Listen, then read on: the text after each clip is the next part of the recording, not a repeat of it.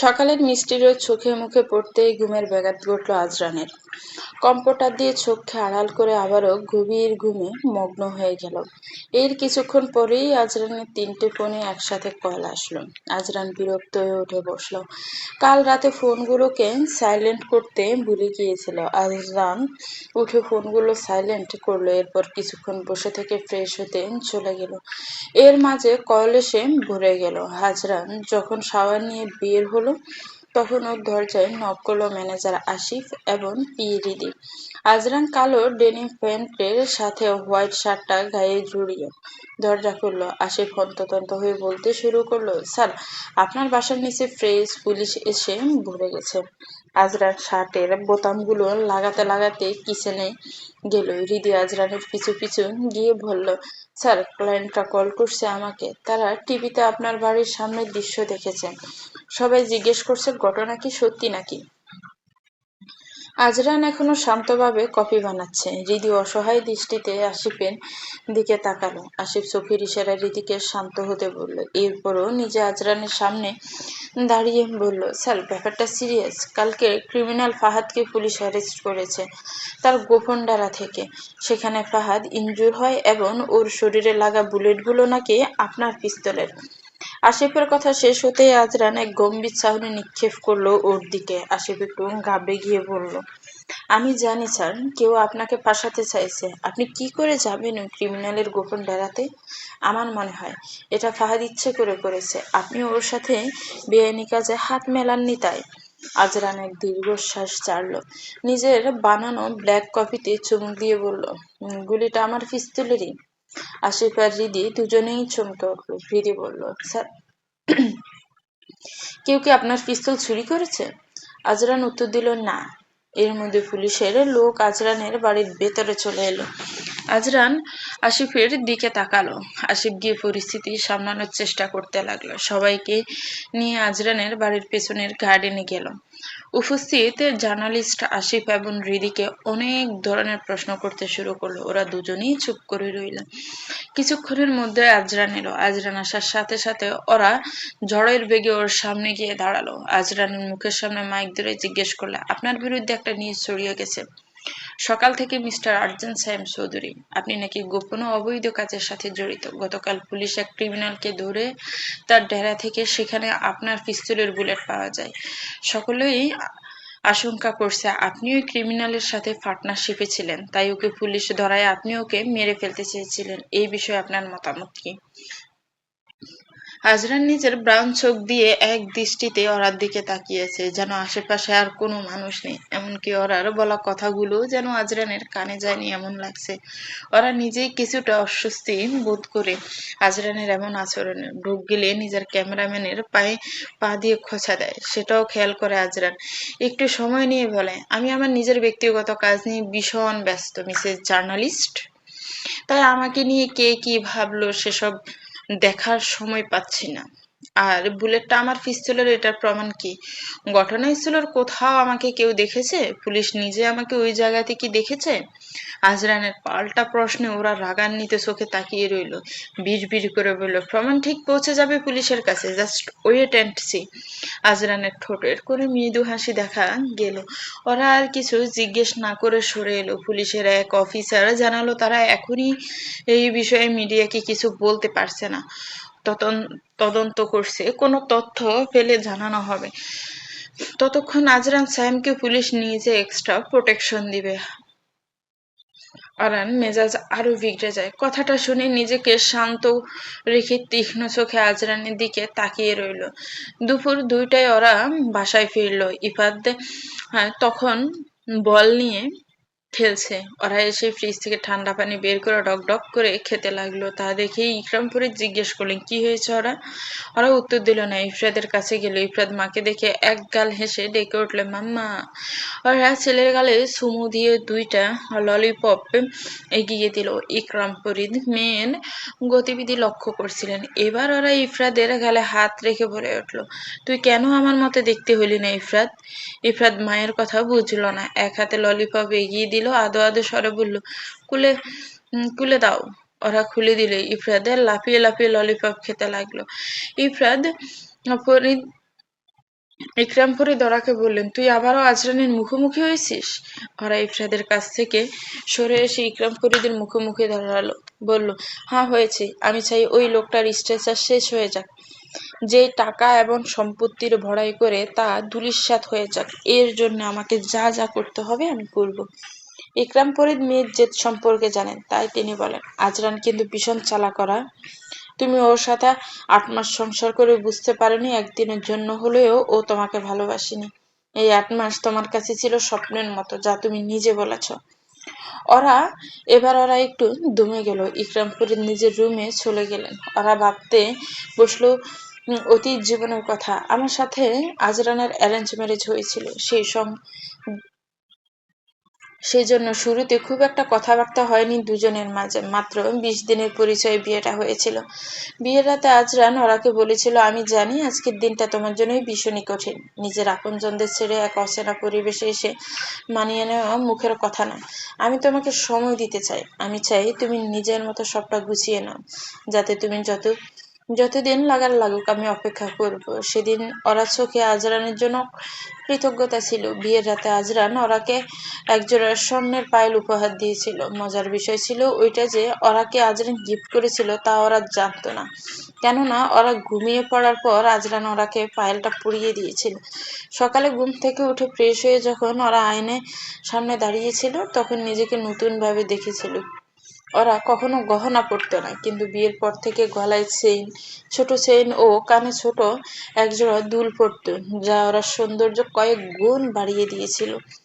বিয়ের পরের দিন ওরা যখন তার শাশুড়ি আয়েশা চৌধুরীর সামনে যায়, তখন তিনি জিজ্ঞেস করেন, তোমার কোনো অসুবিধা হচ্ছে না তো এখানে? উত্তরে ওরা মাথা নাড়িয়ে না বলে। তখন আজরানের খালাতো বোন সুমি জিজ্ঞেস করে, ভাবি, আজরান ভাই তোমাকে কি গিফট দিয়েছে? ওরা থতমত খেয়ে যায় এমন প্রশ্নে। আশা চৌধুরী চলে যান রান্নাঘরে। সুমি বারবার ওরাকে জিজ্ঞেস করায় ওরা আস্তে করে বলে, উনি তো আমাকে কিছুই দেননি। কথাটা শুনে যেন সুমির বড় বোন সায়রা খুশি হয়, বলে, আজরানের থেকে গিফট নেওয়া এত সহজ নয়। আজরান সাহেব যেমন এক্সপেন্সিভ, তেমন তার গিফটও। ওরার মনটা খারাপ হয়ে যায় এমন কথায়। তা বুঝতে পেরে সুমি বলে, ভাবি বাদ দাও আপুর কথা। নিজের বিয়ে হয় না তো তাই অন্যের জীবনে সুখ সহ্য হয় না। সুমির কথা শুনে সায়রা ওকে চমকে ওঠে। তখন সুমির নজর যায় ওরার পায়ের দিকে। সুমি এক্সাইটেড হয়ে বলে, ভাবি, তোমার পায়ে ওটা কি?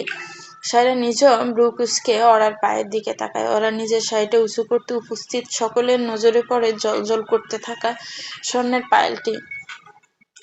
কারো বুঝতে বাকি থাকে না এটা ওরাকে কে দিয়েছে। সায়রার মুখ কালো হয়ে যায়, হন হন করে চলে যায় ড্রয়িং রুম থেকে। মিষ্টি কে অতীত মনে করে ওরার মুখে এক সিলতে হাসি ফুটে উঠল। ইফরাদের কান্নার আওয়াজে ওরার ভাবনার সুতো কাটলো। তাকিয়ে দেখলো ইফরাত দু হাতে চোখ ধরে কান্না করছে। ওরা ছেলের কাছে গিয়ে জিজ্ঞেস করলো, কি হয়েছে ইপু? ইফরাত এক হাত চোখ থেকে সরিয়ে প্রথম আঙ্গুল তাক করে দেখালো ওর ললিপপ জানালা দিয়ে নিচে পড়ে গেছে। ওরা ছেলের কান্নার কারণ জানতে পেরে হাসলো, বলল, মা তোমাকে আরো অনেকগুলো ললিপপ এনে দিব। তুমি খুশি এবার? ইফরাত গোল গোল চোখে মায়ের দিকে তাকিয়ে এক হাত এগিয়ে দিয়ে বলল, দাও। ওরা ছেলেকে কোলে টেনে নিল। ইফরাতের চোখের নিচে পানি চিকচিক করছে। ওরা ইফরাতের ফোলা ফোলা গালে চুমু দিয়ে বলল, বিকেলে আসার সময় কিনে আনবো, ঠিক আছে?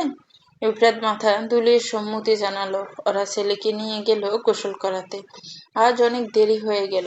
বিকেল 4টায় ওরা রেডি হলো অফিসে যাওয়ার জন্য। ইফরাত তখন দরজার সামনে বল খেলেছিল। ওরাকে রেডি হয়ে বের হতে দেখে বলল, কোথায় যাও? ওরা ছেলের সামনে হাঁটু ভেঙে বসে বলল, অফিসে যাই বাবা, তুমি নানা ভাইয়ের সাথে থাকো, আমি তাড়াতাড়ি চলে আসবো।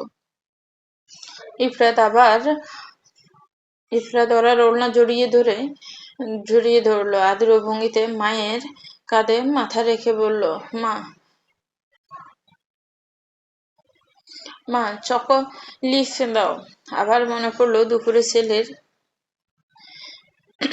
বলা কথাটা। হাত গড়িয়ে সময় দেখে নিল। এখনো 30 মিনিট সময় আছে, হাতে এক্সট্রা আছে। তাই ওরা ইফরাতকে কোলে নিয়ে বাসা থেকে বের হলো।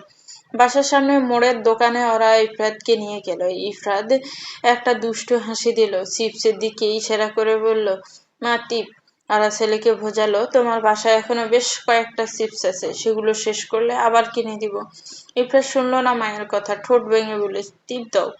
ওরা পড়লো মহা বিপদে। খুব একটা বেশি ইফরাতকে বাহিরের খাবার দেয় না ওরা, মাঝে মধ্যে একটু ললিপপ দেয়, এই যা। চিপস খেলে ইফরাদের মুখে ছিলে যায়, পরে খাবার খেতে চায় না। তাই ওরা সবসময় চিপস থেকে ছেলেকে দূরেই রাখে। কিন্তু আজ ইফরাত নাছোড়বান্দা হয়ে আছে, সে চিপস ছাড়া কিছুতেই বাসায় যাবে না। ওরা দোকানের সাইডে দাঁড়িয়ে ছেলেকে বোঝাচ্ছে, এমন সময় ওরার কানে এলো, সামান্য চিপস কিনে দিতে কি সমস্যা তোমার? ঘাড় ঘুরিয়ে ওরা আজরানকে দেখতে পেল। ইফরাত ততক্ষণ কাঁদলেও আজরানকে দেখে দু হাত বাড়িয়ে দিল। ইফরাতের এমন আচরণে ওরা এবং আজরান দুজনেই অবাক করলো। আজরান একটা ফোন পকেটে রেখে ইফরাতকে নিতে গেলে ওরা সরে গেল। ইফরাত কান্না শুরু করলো। আজরান কিছুটা জোর খাটিয়ে ইফরাতকে কোলে নিল। ইফরাত আজরানের শার্টে রাখা সানগ্লাসটা নিয়ে খেলতে লাগলো। ওরা বিরক্তি কণ্ঠে বলে উঠলো, আপনি এখানে কি করছেন? আজরান উত্তর দিল না, ছেলের গালে টপ করে দুটো চুমু খেয়ে নিল। ইফরাত আজরানের দিকে তাকিয়ে দুই দাঁতের হাসি দিয়ে বলল, টিপ টিপ। আজরান উৎফুল্ল মেজাজে দোকানদার লোকটিকে বলল, ভাই, আপনার দোকানে যত চিপস আছে সবগুলো দিন। দোকানদার তবদা খেয়ে গেল, জিজ্ঞেস করলো, সবগুলো? আজরান হাস্যচোখ মাথা নাড়ল। তখন ওরা এসে ইফরাতকে আজরানের কাছ থেকে জোর করে নিয়ে নিল। রাগান্বিত চোখে চেয়ে বলে, এইসব আলগা ঢং দেখাবেন না, আমার ছেলের কি লাগবে না লাগবে তা দেখার জন্য ওর মা আছে। আজরান ব্রু কুচকে বলল, বাবাও আছে। ওরার মনে হলো সে পৃথিবীর সব থেকে মজার কৌতুক শুনেছে, তাই হাসতে হাসতে বলল, আপনার থেকে একটা রাস্তার কুকুরও ভালো। আর যাই হোক, ক্ষণে ক্ষণে রং পাল্টায় না। আজরান দাঁতে দাঁত চেপে বলে, এসব কি ধরনের কথা? যা সত্যি তাই বলেছি।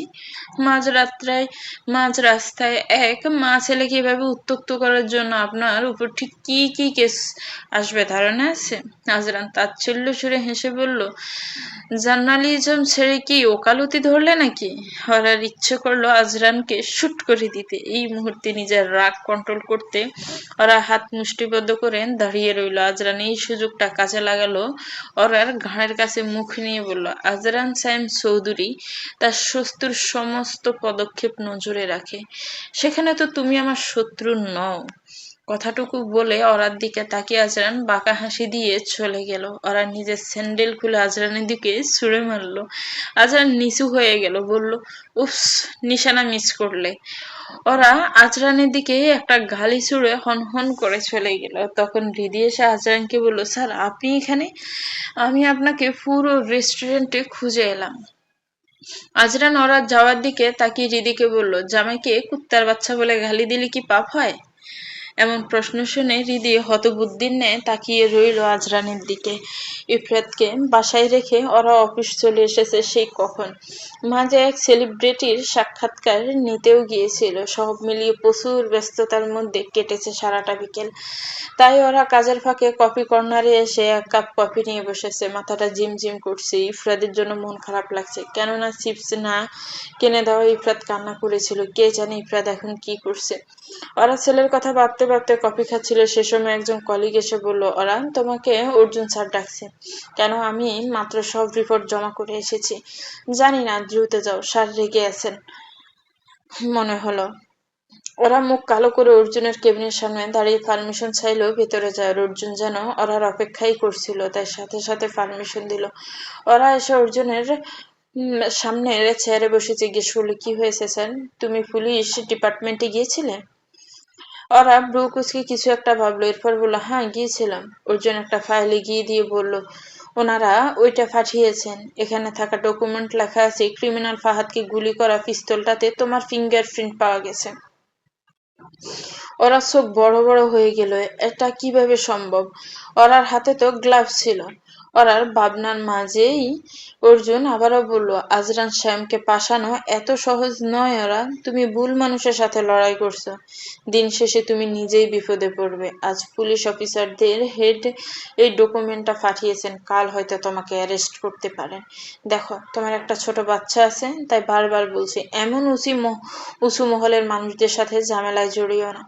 ওরার রাগে চোখের কোণে পানি জমলো। ফাইলটা নিয়ে উঠে দাঁড়িয়ে বলল, ধন্যবাদ স্যার, আমাকে জানানোর জন্য আসছি। ওরাকে কিছু পিছু ডেকে অর্জুন বলল, আমি তোমার ভালোর জন্য বলেছি ওরা। তা তা তা- তা ছাড়া কি দরকার অমন লোকের সাথে শত্রুতা করার? উনি তো তোমার ব্যক্তিগত পরিচিত কেউ নন। ওরা দাঁতে দাঁত চেপে কথাগুলো শুনলো, এরপর কিছু না বলে হন হন করে বেরিয়ে গেল। অর্জুন অবাক হয়ে বলল, ওরা এমন রিয়েক্ট করলো কেন? আজরান সাহেবের সাথে ওর কিসের শত্রুতা? রাত তখন 9টা বাজে। ওরা ওর পাশের পার্কের এক বেঞ্চে চুপচাপ বসে আছে। এত পরিমাণ রাগ হচ্ছে যে ওরার ইচ্ছে করছে আজরানকে খুন করতে, জীবনটা আবারও এলোমেলো করে দিল। হুট করে এসে বিরক্তিকর লোক, একটা জঘন্য লোক, অসভ্য মুখোশধারী লোক কোথাকার। ওরা আজরানকে মনে মনে বকা দেওয়ার মাঝে ওর কানে এলো মাউথ অর্গানের সুর। ওরা উঠে দাঁড়িয়ে খোঁজার চেষ্টা করলো কে বাজাচ্ছে। ওরা খুঁজতে খুঁজতে পার্কের মাঝামাঝিতে এসে পড়লো, কিন্তু কাউকে দেখতে পেল না। সুরটা এখনো বাজছে। ওরা বোঝার চেষ্টা করলো কোন গানের সুরটা বাজছে। হঠাৎ মনে পড়লো, আরে এটা তো ওই গানটা। ওরা খুবই খুবই আস্তে মাউথ অর্গানে বাজতে থাকা সুরটা গুনগুন করলো, মেন জিতনা হুমনে দেহু। এখন ওর ভীষণ পছন্দের গান এটা, কিন্তু এখানে এই গানের সুর কে তুলেছে তা ওরা বুঝতে পারছে না। এদিকে শীতের রাত হয়, চারিদিকে বালু কুয়াশা পড়েছে। ওরা শীত করছে ভীষণ, তাই ও আর দাঁড়ালো না, বাসায় চলে গেল। বাসায় এসে ওরা দেখলো ওর ফুফাতো বোন ও তার হাজবেন্ড এসেছে। ওরা কিছুটা অবাক হলো ওদের দেখে, কেননা এত বছরে ওরা কখনো আসেনি। ওরাকে অবাক হয়ে দরজার কাছে দাঁড়িয়ে থাকতে দেখে ওর ফুফাতো বোন জাবিন বলল, ওরা কেমন আছিস? কতটা বদলে গেছিস রে। উত্তরে ওরা মলিন হাসলো। জাবিন ওরাকে নিজের হাজবেন্ড রুবেলের সাথে পরিচয় করিয়ে দিল। রুবেল ওরাকে পা থেকে মাথা পর্যন্ত খুবই জঘন্যভাবে দেখতে লাগলো, যা ওরাকে অস্বস্তিতে ফেললো। ওরা রুবেলের সাথে কথা না বলেই ইফরাদের কাছে চলে গেল। জাবিন আর রুবেল কেউই এই বিষয়টা ভালোভাবে নিল না। ওরা রুমে এসে দেখলো ইফরাত ঘুমিয়ে পড়েছে। ঘড়িতে রাতে 10:30 বাজে। ওরা ঘুমন্ত ছেলেকে বুকে জড়িয়ে রাখলো কিছুক্ষণ, এরপর উঠে ওড়নাটা বিছানায় রেখে ফার্স্ট আলমারিতে রাখলো, কাপড় গুছিয়ে নিল গোসলে যাওয়ার জন্য। এমন সময় নক না করেই রুমে ঢুকে পড়লো রুবেল। ওরা আয়নার সামনে দাঁড়িয়ে চুলে চিরুনি করছিল, বিদায় রুবেলকে দেখতে পায়নি। এই সুযোগে রুবেল এসে লালসা ভরা নজরে ওরাকে দেখতে লাগলো। জিভ দিয়ে ঠোঁট ভিজিয়ে ওরার কোমরে হাত দিতেই ওরা ছিটকে দূরে সরে গেল। রুবেল এক বিশ্রী হাসি দিয়ে বলল, শালিকের ফিগার তো একদম মাখনের মতো। ওরার ঘৃণা লাগলো রুবেলের কথা শুনে, বেশ জোরেই বলল, আপনি এখানে কি করছেন?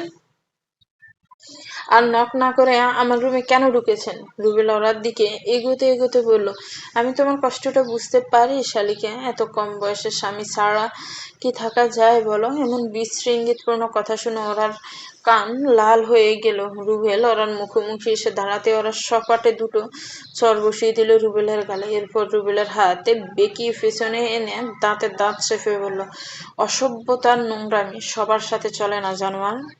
কথাটুকু বলে ওরা রুবেলকে টানতে টানতে বসার ঘরে নিয়ে এলো। সেখানে জাবিন আর ইকরাম ফরিদ গল্প করছিলেন। ওদের দেখে দুজনেই দাঁড়িয়ে যায়। জাবিন জিজ্ঞেস করে, আর কি করছিস তুই? ওরা রুবেলের হাত আরো মুচড়ে ধরে একটু আগের ঘটনাটা বলে। যা শুনে ইকরাম ফরিদ জাবিনকে বলে, জাবিন, এক্ষুনি তুই এই কুলাঙ্গারটাকে নিয়ে আমার বাড়ি থেকে চলে যা। জাবিন বিশ্বাস করে না ওরার কথা, তাই ইকরাম ফরিদের এমন আচরণে অপমানিত বোধ করে। রাগে পুষতে পুষতে ওরাকে বলে, আমার বরকে দোষ দেওয়ার আগে তুই নিজেকে ঠিক কর। ওরা জানিস বাসায় মেহমান এসেছে, তবু এমন ওড়না ছাড়া ঘুরছিস কেন? তুই নিজের শরীর দেখিয়ে ঘুরবি, আর আমার বর কিছু বললে দোষ, তাই না? ওরা বাসা হারিয়ে ফেলে জাবিনের কথা শুনে। একটা মেয়ে হয়ে এমন কথা কি করে বলতে পারে জাবিন? ওরাকে অবাক হতে দেখে জাবিন আবারও বলে, তোর স্বামী তোকে এমনি এমনি ছেড়ে দেয়নি, তোর এই নষ্ট চরিত্রের জন্যই তোকে ছেড়েছে। কে জানে বাচ্চাটাকে। জাবিনের শেষ কথাটা ওরাকে সম্পূর্ণভাবে ভেঙে দিতে সক্ষম। রুবেল মনে মনে ফুঁসে চিক হাসি দিল। ওরা রুবেলকে ধাক্কা দিয়ে জাবিনের সামনে দাঁড়ালো, নিজেকে শক্ত করে বলল, আমার ব্যাপারে তোর নাক না গলালেও চলবে জাবিন আপু। আমার সাথে ঠিক কি কি হয়েছে তা পুরো এলাকার মানুষ জানে। আমার হাজবেন্ড কখনো বলেনি আমার চরিত্র খারাপ, তাহলে তুই আমাকে এই কথা বলার কে? হু আর ইউ? জাবিন উপহাস করে হাসলো, বলল, আরে থাম। ওরা বিয়ের 8 মাসের মাথায় যে মেয়েকে স্বামী ছেড়ে দেয় সে কেমন চরিত্রের তা সমাজের সবাই জানে। তাই নিজের চরিত্র সামলা, অন্যকে দোষ দেওয়ার আগে। চলো রুবেল। জাবিন রুবেলকে নিয়ে চলে গেল। ইকরাম ফরিদ ওরার দিকে অসহায় দৃষ্টিতে তাকিয়ে বলেন, ওরা ওরা হাতির ইশারা ইকরাম ফরিদকে থামিয়ে দিয়ে রুমে চলে গেল। জাবিন এসেছিল মামার থেকে মামা বাড়ির সম্পত্তির ভাগ বুঝে নিতে। এখানে আসার আগে বেশ কয়েকবার জাবিনের সাথে ইকরাম ফরিদের ফোনে কথা হয়েছে, যা ওরা জানতো না। জাবিনের মায়ের জায়গাটুকু জাবিনকে ইকরাম ফরিদ দিয়ে দিবেন জানিয়েছেন। সেই বিষয়ে শৈশাবুদ করানোর ডেট ফাইনাল করতে এসেছিল ওরা, কিন্তু এমন এক জঘন্যতম ঘটনা ঘটে যাবে ভাবতেও পারেনি ইকরাম ফরিদ। তিনি দপ করে সোফায় বসে পড়েন, কপাল চাপড়ে বলেন, আমার মেয়েটার জীবন এত কেন কষ্ট তুমি দিলে খোদা? আমার মেয়েটা যে বড্ড নরম, ও এই আঘাত সইতে পারবে না। রাত ১:৩০ বাজে। কানে হেডফোন আর জগিং স্যুট পরে আজরান হাঁটতে বেরিয়েছে। বাসায় তার ভালো লাগছিল না, বিদায় এত রাতে হাঁটতে বের হওয়া। ইফরাতকে দেখার পর থেকে আজরানের শুধু ইচ্ছে করে ইফরাতকে কোলে নিতে, আদর করতে, ওর চাওয়াগুলো পূরণ করতে। গত ২ বছর যে ছেলেকে না দেখে আজরান ছিল, তাকে এখন দেখার পর ১ সেকেন্ডের জন্য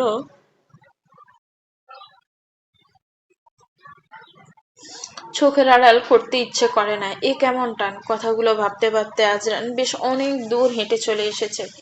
কুয়াশার চাদরে পুরো শহর ঢাকা। আজরান এক রোড লাইটের নিচে দাঁড়িয়ে আকাশের দিকে তাকিয়ে রইল। হঠাৎ করে আজরান বুকে মৃদু ব্যথা অনুভব করলো। ডান হাতটা বুকের উপর রেখে বলল, আমার এমন কেন লাগছে আবার? না, আমার এবার ডক্টর দেখানো উচিত। গত ২ বছর ধরে আমার প্রায় হঠাৎ করে এমন বুকে ব্যথা করে। কারণটা আমি কিছুতেই খুঁজে পাই না। অদ্ভুত। বালিশের উপর দুহাত চেপে নিজেকে স্থির করার চেষ্টা করছে ওরা, কিছুতেই কাঁপুনি থামছে না।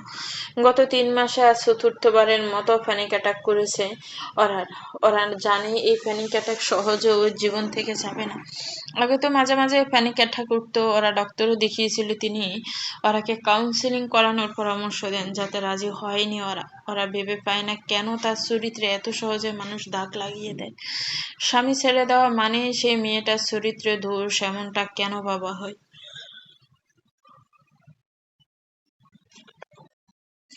ওরা তো কখনো কারোর কোনো ক্ষতি করেনি, তবে ওর সাথে এমনটা কেন হচ্ছে? ওরা দু হাতে নিজের চুল টেনে ধরে, জোরে জোরে শ্বাস নিয়ে নিজেকে শান্ত করার চেষ্টা করতে থাকে। ওরার মাঝে মাঝে মনে হয় এভাবে বেঁচে থাকার থেকে বিষ খেয়ে মরে যাওয়া ভালো।